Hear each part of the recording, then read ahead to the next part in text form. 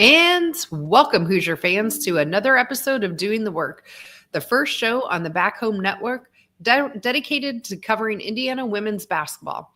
Today is our 165th episode, recorded on the evening of Tuesday, June 17th, 2025. I'm your host, Kathy Amos, joined by my co-host, Jeff Marlow. And today we will be looking at the Hoosiers' new backcourt. But first, we will start our show with a banner moment. And Jeff, for me, I'm going to go back to last Monday on June 9th. June 9th was the first day they could have official practices. So it's nice now, if you follow our women's basketball team on Twitter, to actually be able to see some of the players. They've put some nice videos out there. So we're starting to get some faces.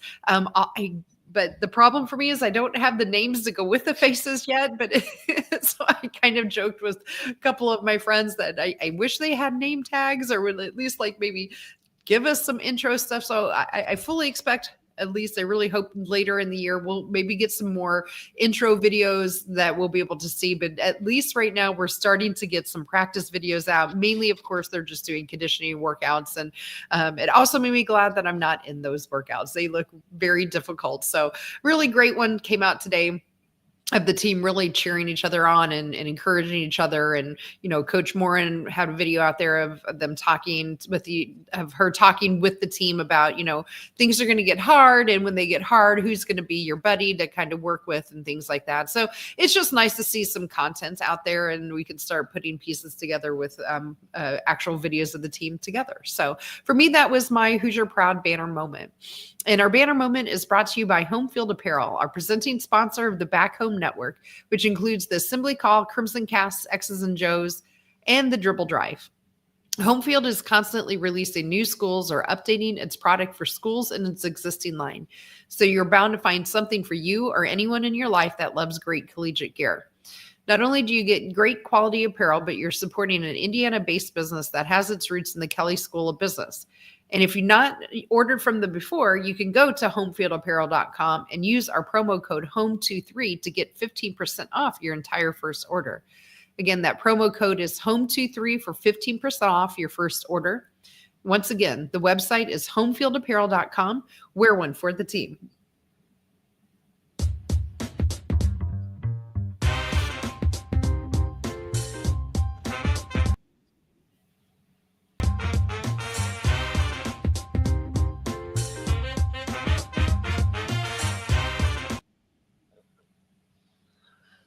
All right. So some news headlines. A lot for Grace Berger happened here in the last week, really. So she signed a 3-on-3 contract with the Lynx. And then later next year, actually, she signed a contract with Sydney Flamix. That's for 2026. But just announced today, she also signed a rest of the season hardship contract with LA Sparks. So for those of you who are not sure, I was not sure what a hardship contract is. That just means that LA Sparks have had some big holes in their roster that they're maybe not expecting to fill the rest of this year, or season injury. From what I hear, they have 3 injuries. And so they're able to sign these hardship contracts for a player that will help them fill out the rest of the roster. So Grace will be playing, or at least on a WNBA team for this season. Also, along that same line, Mackenzie Holmes signed with the Seattle Storm. So for those of you who may have missed it, she was just waived a couple of weeks ago. They've now turned around and picked her back up. So Mackenzie is now back on the Seattle Storm roster. For our current team, a couple of pieces of news. Maya Makalaski played in the Indiana-Kentucky All-Star game, and she led the team in scoring on June 7th with 18 points. And then Big Z is at trials right now for the USA U19 team, which once they form that team will start play tomorrow. So I haven't seen anything if she's made the team or if they finished trials or not, Jeff. So I don't know if you have any information. I could not find anything. So if they're playing tomorrow already and we haven't seen anything, I'm kind of guessing maybe she didn't make the team. Said I haven't had a chance to really research exactly where they're at. I just know they're supposed maybe the trials start June 18th. So yeah, probably. The trials. Okay, great. So those are our news headlines, Jeff. So I'll kick it over to you for Marlow's musings. Do you want to talk about anything in the news headline or anything else on your mind? Take it away. Now, I really don't have a lot for the musings this week in this episode. And of course, my dogs are having fun out in the living room here. But congrats to Grace. Congrats to Mac. I hope they actually will get some time. My gut tells me is their minutes will be limited, but again, they're being paid and they're being around a professional organization. For those of you not familiar, the Sydney team she's going down under. She's going to go to Australia and play over the winter. So that team there and there have been some Amanda Cahill's one that actually spent a season or two down in Australia. So and there's a lot of good ball play down in Australia, especially on the women's side. But Amanda Cahill, as far as we know, we haven't talked a lot about. I guess one thing maybe I could throw out in the music is we didn't talk a lot about it during the season. Amanda Cahill had another successful season in Luxembourg. They had picked up somebody. I'm trying to remember. I can't remember who it was. A former Tennessee player, if I remember right, who actually came in to be the MVP in the Luxembourg League, but Amanda was again all league. Their team basically went undefeated all season long. They won the championship in Luxembourg. Grace had a decent season in Turkey, playing overseas. Her team did not qualify for the playoffs over there in the Turkish league. But as far as I know, it was not going to be a team that was relegated either. And then I'm trying to think. Sarah Scalia had a decent season, played quite a bit actually for her team in Italy. Started a lot of games. Her team got beaten in the semifinals of the Italian League playoffs. And I'm forgetting somebody off the top of my head. Lexa Golby was playing in Hungary for a team that I believe got to the final of the Hungarian League playoffs. So they some successful play overseas by Indiana alums over there. But there's a lot of money to be made overseas, and for women, I think, I'm not sure the careers last quite as long as you might be able for men, but it's good to see them being able to play and such. So I'm excited about McAlusky because we talked a little bit about her on the last podcast, and I really have high hopes for her, and to see her leading the Indiana team in the All-Star Series with the scoring, at least in the first game, was to me a positive. So, but other than that, I don't have much about the team. I'm like you, Kathy. I saw a couple of the videos, but it's like, I don't know very many people. I need a program to put the names with the faces. Yes. I don't have that. I don't have that. So, but I'm excited. Again, we're going to see how well this group can mesh. There's some talent that's coming in here, especially in the backcourt that we're going to talk about. And you have a Shea Chesky, you have Lene Beaumont who are coming back. And again, Lene coming off the injury, but the couple kids that are coming back, players that are coming back that we know anything about, are in the backcourt. So that's kind of my musings for this episode. Yeah, absolutely. So I should point out as well, Curtis Taylor in the chat here reminded me that the Sparks and Seattle Storm play each other tonight. So I guess in theory, if you have Grace and Mackenzie, they might be both on the court again together tonight, although on opposite sides. Although I'm sure they would, it's not like they're going to be guarding each other or anything like that. No. At least at a minimum, they'll be able to have a nice face-to-face reunion. So, well, with that, Jeff, let's go ahead and jump into it with the backcourt. I thought we could start with our three newcomers that we have coming in, and then we can touch on some of the returners or the players that we've previously covered with our last year or in previous podcasts earlier this year. So, I'll start it off here with Phoenix Stotine, and then I'll just give a little bit about her if you want to give us some details. So Phoenix Stotine is a 5'8" guard coming to us from Arkansas. She is a redshirt sophomore, so she will have quite a bit of eligibility left. So do you want to talk a little bit about Phoenix and kind of your thoughts on her? I honestly don't know a ton about her. I watched a little bit of video, but obviously she's the one player coming in that has some playing time. She started 12 games out of the 21 she played, and she averaged 26 minutes a game. 7 points a game, 1.5 rebounds, 2 assists. The one thing I don't like here, Kathy, is her shooting percentages are god awful. 32% from the field overall, 26% beyond the line, and only 52% at or 32%, 26% beyond the 3-point line, and only 52% at the free throw line. That's not going to cut it in Big Ten play either. That's got to improve for her to be able to consistently get minutes for me. She can make the three, but she hasn't done it at least last year. Yeah, she's kind of streaky. Like she had a game against who was it? North Carolina, I think I saw and she put up quite a bit. Now I don't know what the volume was, but she can make it. I just don't know how consistently she can make it. Yeah, she may be able to make it, but she's also having games. If she's making 3 or 4 or 5, then there's stretch of games where she's making none, because it's going to balance out when you're shooting 26% from beyond the arc.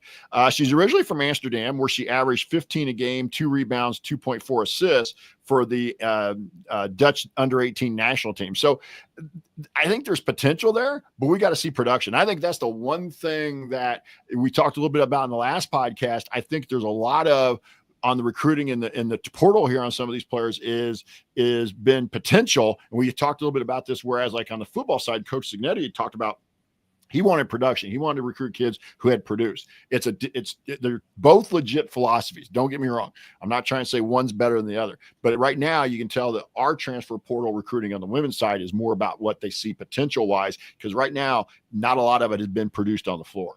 Yeah, that's right.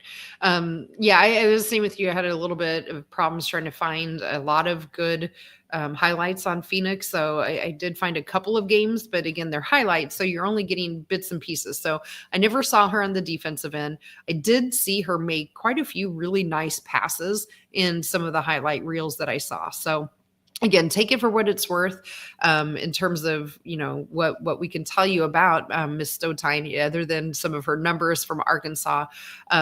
I do think, she's kind of slotted as a point guard. And, once we get through all the guards here, maybe we can kind of talk again like we did with our front court on who we think might be starting. But she is definitely supposed to be more of a true point guard. So that's what I kind of liked about her Amsterdam numbers, at least, where she was averaging 2.5 assists per game. So at least we know that she can do it. But yeah, to your point, all of that's really going to have to go up if she's going to be able to contribute very much for us offensively. So she definitely looks faster than the guards we've kind of had here recently. So I do like that aspect of her as well. All right, Jeff, anything else on Phoenix? Nope. All right. I just don't know. There's not much I know about these kids. Right.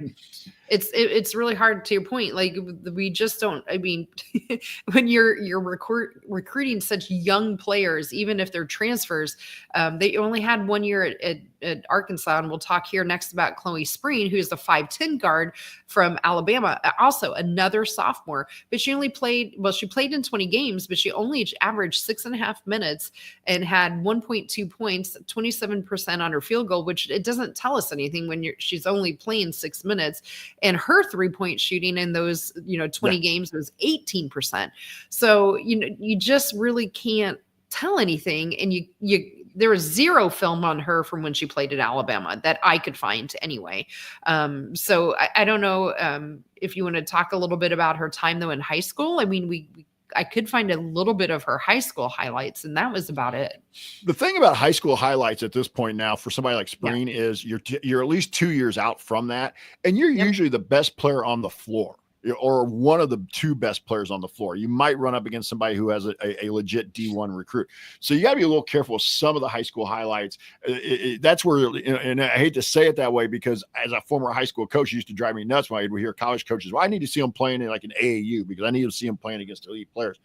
Spreen's obviously, to me, Spreen's the one that makes the most sense here as far as she was looking to get out. I think she went to Alabama with the thoughts that she would be able to get mixed into the rotation, but that was a pretty good Alabama team. And she got stuck, as a freshman being on the bench. And as you mentioned, only played 20 games and only got about 6.5 minutes. So, her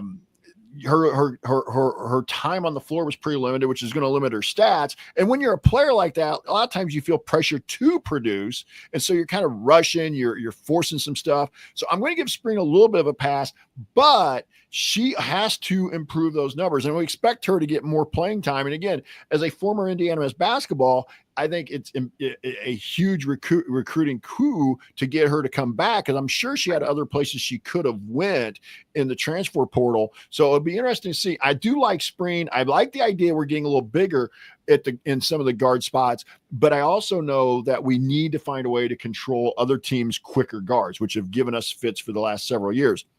So, but I'm anxious to see Spreen and see what she can do as we head into the season. Yeah, absolutely. So, yeah, as you mentioned, she was the Indiana Miss Basketball she came out of Bedford in 2024. During high school, at least her senior year, she averaged 17.5 points a game, 6 rebounds, 2.4 assists. She was a 4-star recruit. A little bit, like I mentioned, I found a little bit on high school film. It looks like she can drive. It looks like she can pass the ball. She has a nice pull-up jumper, but again, take it for what it's worth against high school competition. I don't know if it was her AAU or if it was actually high school. It was really difficult because, again, it's a highlight reel. And who knows if she can do it now against Big Ten competition?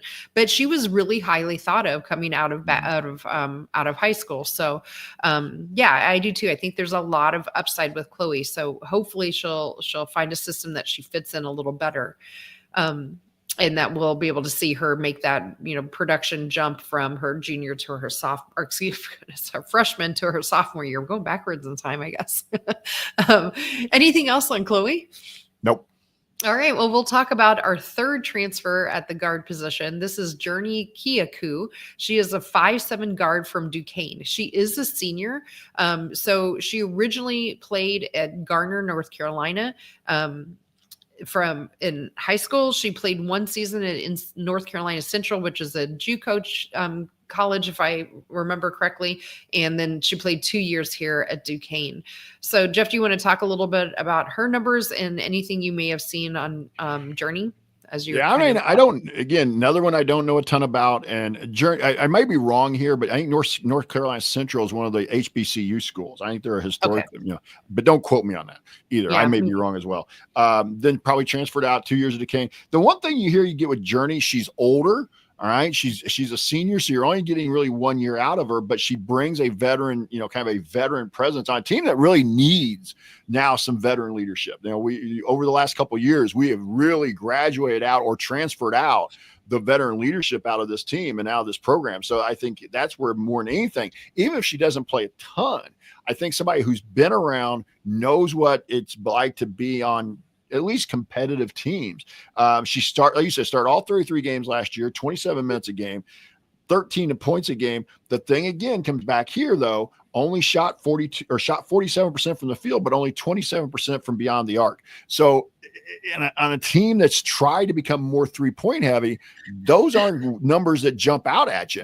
But I'll be interested to see here because you've got Journey, you've got Phoenix that were brought in kind of as point guard types. I'm interested to see this because I still think we haven't got to them yet, and we'll talk a little bit about it later, so I'll save it. But I'm just kind of curious to see how some of that's going to shake out.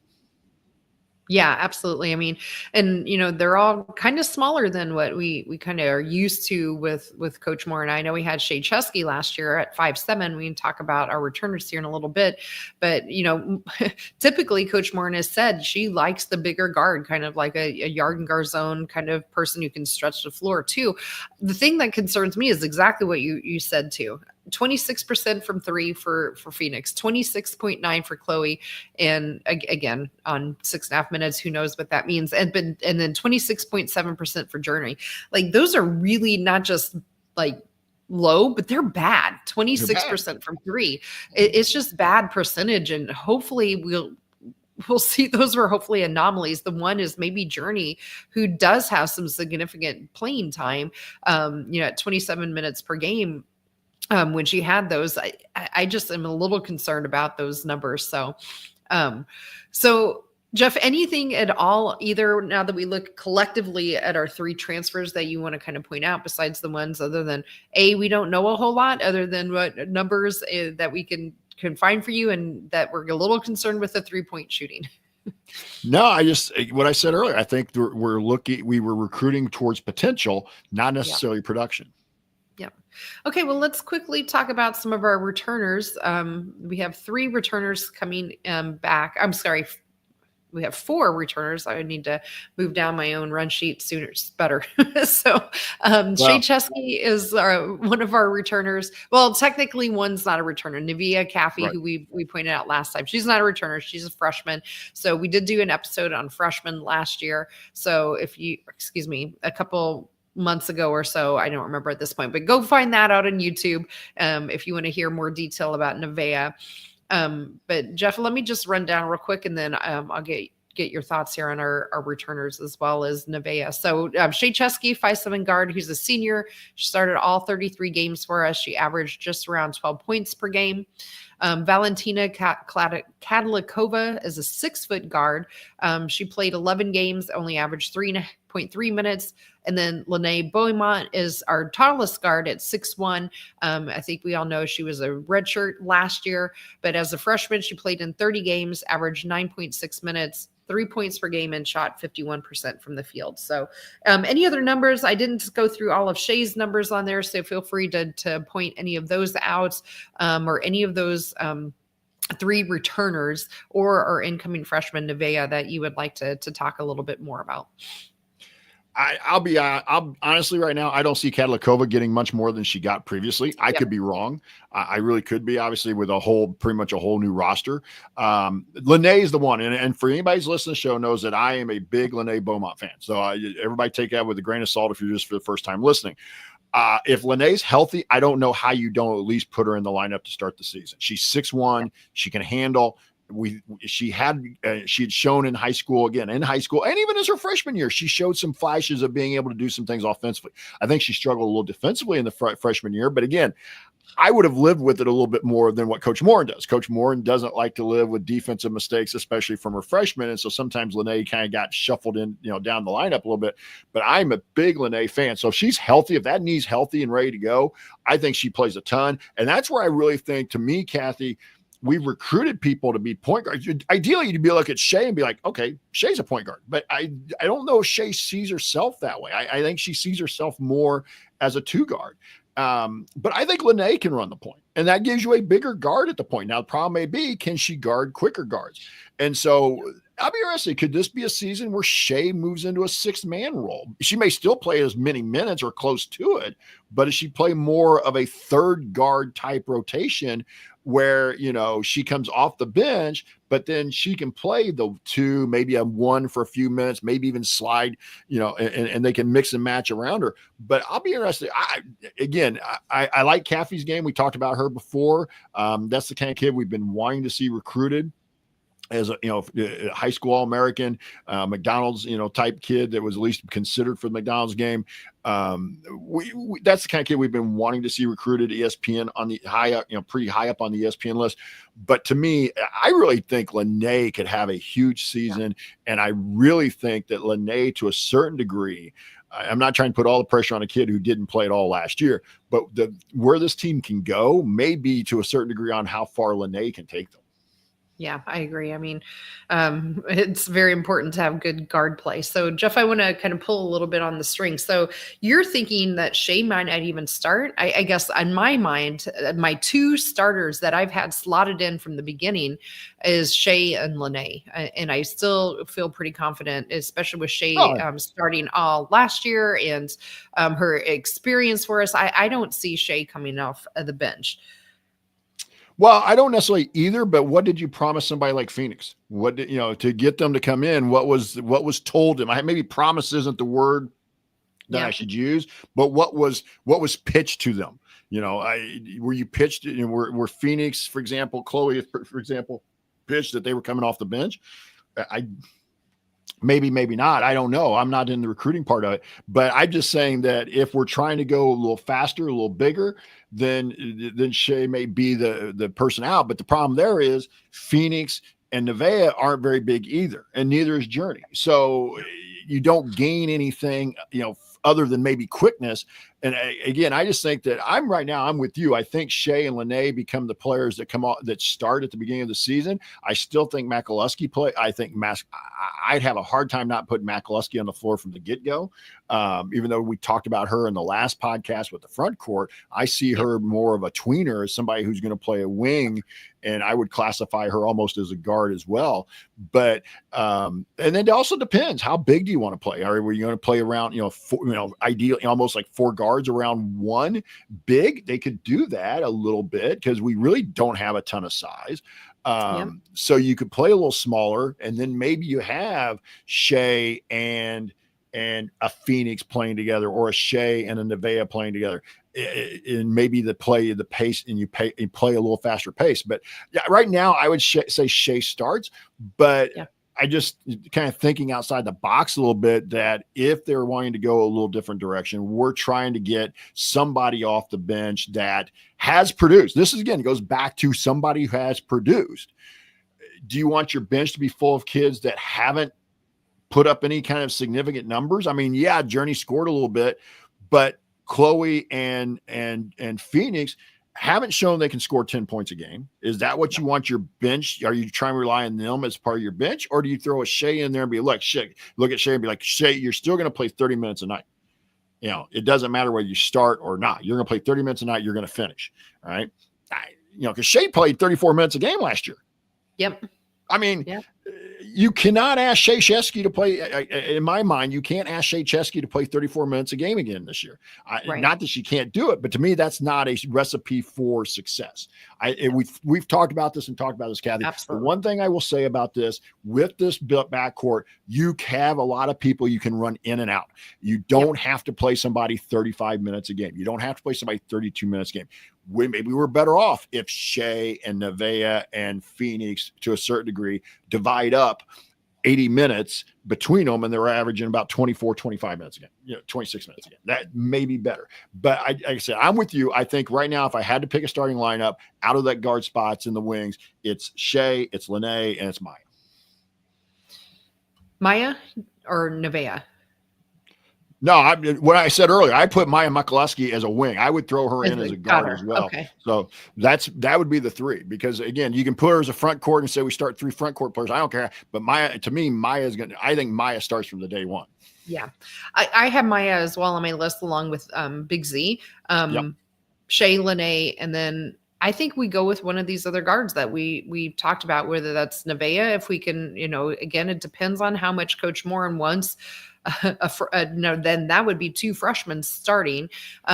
Or is she okay with going a bit smaller and having somebody like Phoenix or Journey coming in and running the point? So I'm just not quite sure. I'm going to have to put everybody down on paper again and kind of talk through it, because I think to your point, there are a lot of, again, especially in this backcourt, a lot of unproven talent on this team.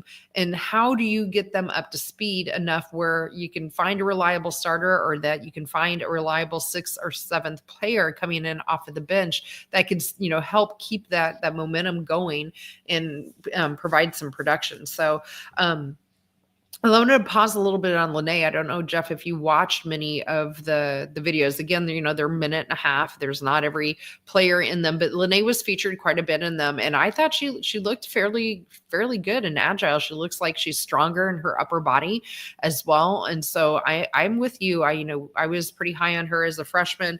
We were higher on her coming in before her injury took her out as a sophomore as well. And so I do too. And yes, maybe it's not fair to put that much on a redshirt sophomore, but I think we really are on the same boat there, where I just think that Lene is really going to be the straw here that stirs this team. And as she goes is going to be how this team goes. And so I think Shea is going to be important as well. Shea was pretty streaky as well. When we were playing our best basketball is when Shea got on a streak and was putting up some big numbers, but she had a lot of games where she disappeared. And coming in as a senior, I think it's important for Shea not to have those disappearing moments again. We're going to need a lot of production from her.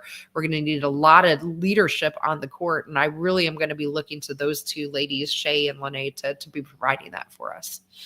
The only thing about, again, I don't disagree with you. I think you could go a little smaller. You could play basically 4 guards around 1 big, but you're going to be small, because if Shea and or Phoenix, Shea and or Journey, Shea and or Nevaeh are in the game, you're small. It's going to be, I don't have a problem with it per se. I kind of like playing small, but against bigger guards, it will be an issue. But I'm just saying, I could see that, but it doesn't matter what the combination is. You're going to be small, because you're going to have 2 kids that are probably 5'7", 5'8" on the floor at the same time, or That's small. Right. Yeah, so we got somebody on Substack ask a question kind of along that line, since we're talking about how much smaller these guards are than we've kind of historically seen. But the one thing we haven't talked a whole lot about on, again, not knowing for sure, but it does look like they're going to be more athletic. So JVB on Substack asked, do you think that because of this more athleticism and being smaller, that's going to make them push the ball harder than in the past? So I think last year our tempo was fairly slow. So Jeff, I'll kind of let you answer that first. I mean, I definitely have some thoughts on it, but what are your thoughts on that? Do you see us playing at a faster tempo with hopefully some more athleticism that'll allow us to push that ball? God, I hope so. Tempo wise, What are I we don't doing? think tempo wise, I don't think our tempo was necessarily all that bad. There were games we didn't make shots. There were True. games we didn't shoot well. We got possessions. We just didn't hit them. We didn't finish them. And tempo's really much more about your stats than it is, when you're, from there. But you got, when you talk about offense adjusted for tempo, that part's going to come into play when you're not making shots. But I felt like pace last year I didn't feel like we were a walk it up team. I just felt like there were games where we just like, oh my God, we can't hit the broadside of a barn. But yeah, I'd like to see us play even a little faster. Right. Yeah, me too. So real quick, Jeff, anything else on the guards in general, or nope. Okay. Well, one real quick to go back from our backcourt episode, we did miss one player. Just to cover her real quick, Jade Ondanami, I think is how you say it. She's a 6'3" forward. She played. Here's the JUCO. The person that I was thinking went to JUCO. She played 2 years at Northwest Florida State, where they did win a JUCO national championship last year. And she started 29 of 35 games while she was there, averaged 6 points, 4.5 rebounds. So because she played JUCO, she's technically a freshman coming in. So she does have 4 years of playing. Jeff and I weren't planning on getting into a lot of in depth on her because honestly, I think we're expecting her not to contribute a whole lot in terms of game time, but probably hoping to develop her more in practice. But Jeff, did you have anything else you wanted to mention on Jade? No, there's not much I could find. Yep. Okay, so a couple questions here from Sean on Substack, Jeff, and I'll let you answer these because I feel like these are right up your alley. So, which of these are players that we talked tonight in terms of the backcourt do you see as true guards versus perhaps playing as a wing? Well, I think we talked about that throughout the podcast. I think almost all of these are Journey, Shea, Phoenix, and Lene to me are true guards. I mean, you can maybe slide Lene into a 3 spot if you wanted to, but I think that's a stretch a little bit. Whereas a kid like Spreen and I already said Makaluski to me are combos or tweeners or wings that are going to go in between, kind of a 4-3-2 type wing role. But again, I think that's where I would draw that as well. But I definitely see Shea and Phoenix and Nevaeh and Journey as true guards, along with Lene. I think Lene is a guard more than a wing, but I see Makaluski and Spreen as more wings. Yep, me too. So, and then Sean's last question was, which of these players do you think will give us more speed?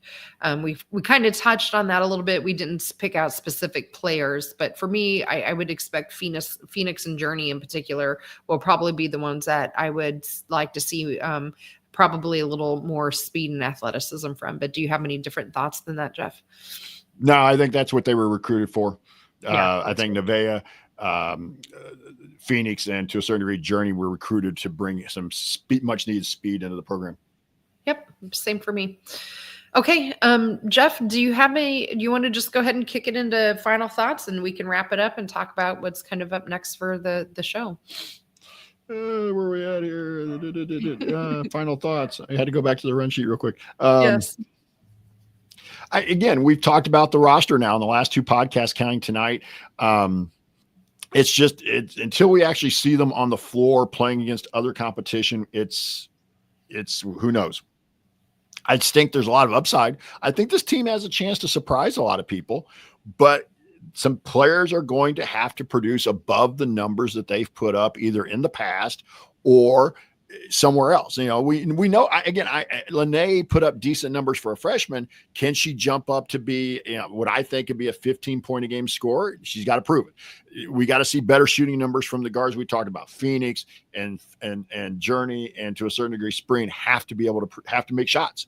So, but that's to me the big thing. Can we score? Can we be consistent enough offensively and with a faster pace? I think the team can surprise some people. Now, does that mean they're making a run to the Final Four? No, we were talking about this before we were on air. Right now, the goal of this program now is just keep making the tournament. Keep making the tournament, build it back up. This is not where we were 2-3 years ago where we were talking about 1 seeds and things like that. Right now, the program is just got to keep kind of momentum moving that you're making the tournament every year. Absolutely.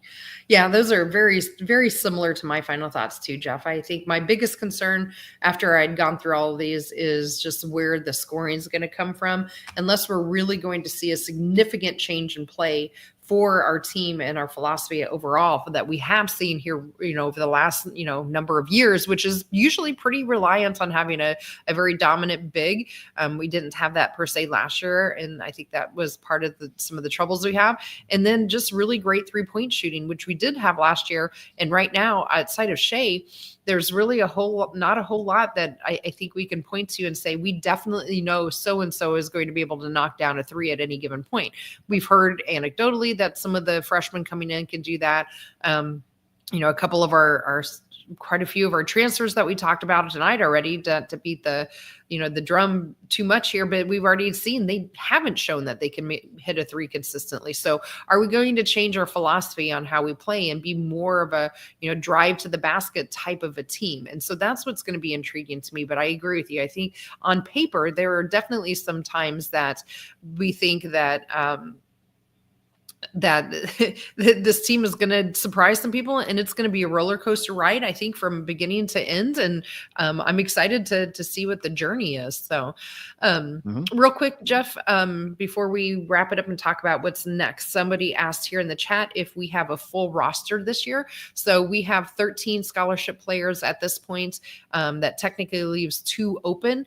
You can have 15 scholarships, but I don't know about you. I think we're done. I think 13. This is it. So in terms we've never of had it filled. Numbers, yeah, we usually don't fill them all. I technically we can put some more out there, but I don't think we will. So, and with that, you can wrap it up here, and we can talk about what's next.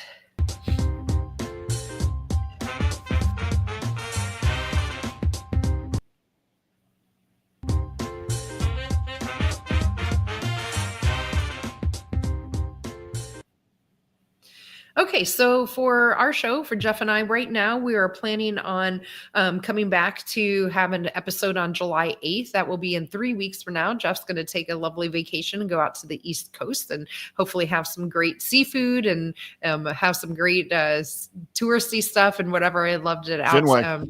Yep, absolutely. When my husband and I went to Boston, New York a couple of years ago, they definitely did the whole Fenway tour. It was fantastic. So we're going to a game. We did too. We did the tour before and then the game afterwards. It was great. So super excited for you, Jeff. I'm a little jealous as well. So in 3 weeks is right now when we're planning. We don't have an exact topic yet. Jeff and I will figure that out in the next 3 weeks. But if that changes anytime between now and then, we will be sure to put it on Twitter and on Substack. So if you do want to see us do the show live and be part of our live chat, make sure you subscribe to our YouTube channel. You can find us at youtube.com/@BackHomeNetwork. That's the @ symbol, not the word @ you can be part of our private community as well. Find out more about that at assemblycall.substack.com.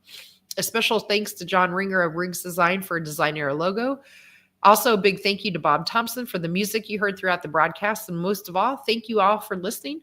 We'll be back with you in about 3 weeks or so to talk IU hoops again. But until then, keep your elbow in and your eyes on the rim, and let's go Hoosiers.